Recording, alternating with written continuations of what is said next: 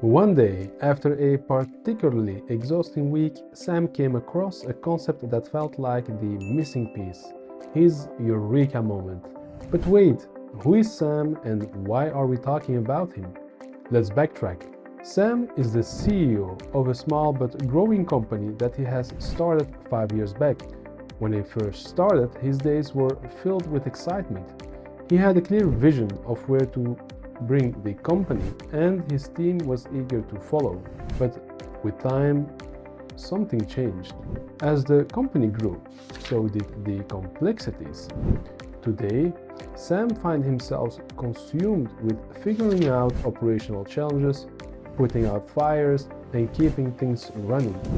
He is caught up with repetitive tasks, keeping a tab on performance, and struggling to maintain consistent quality in his team's output. He still has his vision, but it is hard for him to work on it through the day-to-day noise. Sam feels he is losing sight of his vision and doesn't have enough time to guide his team as he is always entangled in his operational details. Sam is not alone. This is the plight many leaders face when their businesses start to grow. They find themselves caught in a circle of daily repetitive tasks, unable to make the time needed to see the bigger picture and plan for the future. What was Sam's eureka moment?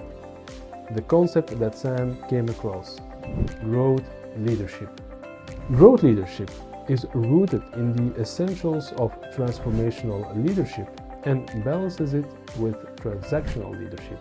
Simply put, growth leadership balances the inspiration and motivation of transformational leadership by setting a compelling vision and valuing people with structure and efficiency of transactional leadership, ensuring that systems and processes are in place to achieve high-quality results. The essence of growth leadership lies in balancing inspiration with effective execution, which is crucial for building and leading high-performing teams in a confident and stress-free manner. To be a growth leader, you need 4 key competencies. Start with self-leadership, which is about leading yourself before you can lead others.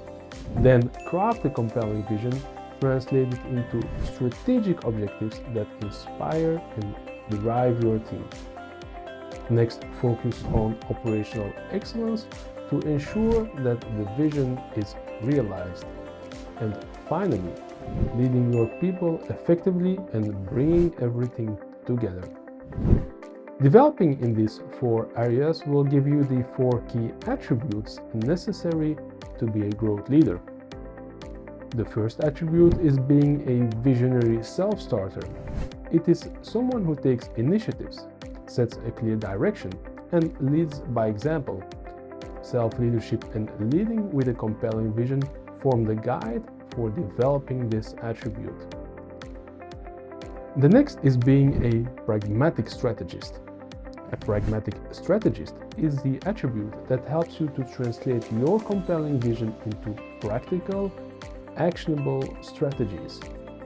This attribute is guided by leading with vision and operational excellence. The third attribute is an organizational architect. An organizational architect is someone who structures the organization effectively, ensuring that systems, processes, and resources are optimized to achieve the goals.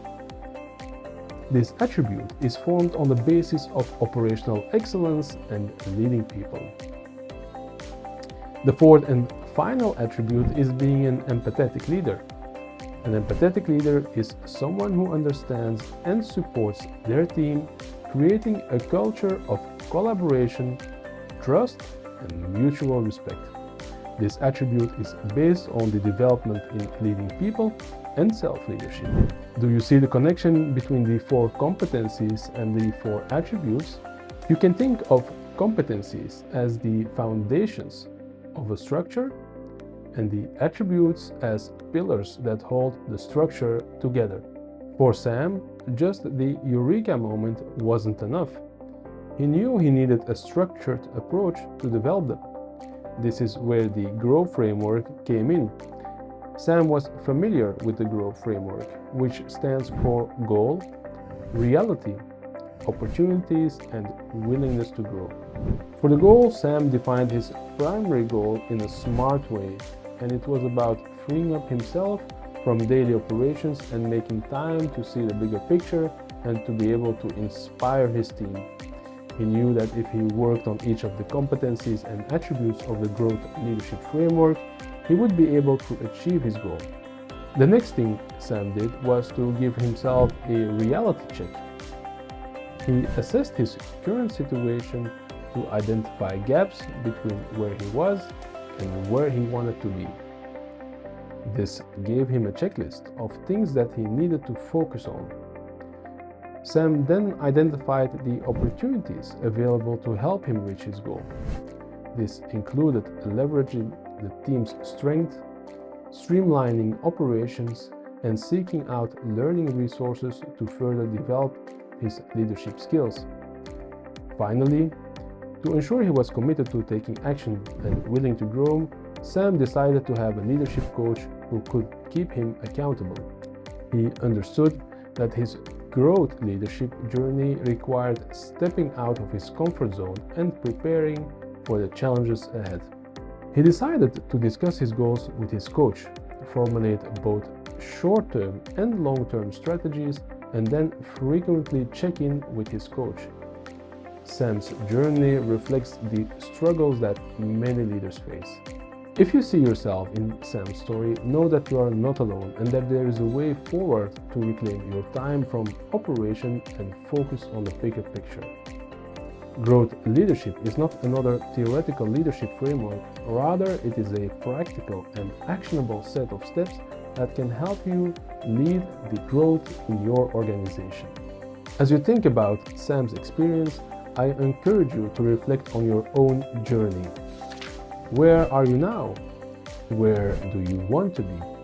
And what steps do you need to take in order to get there? Growth leadership can offer you a roadmap, but the first action is yours to take.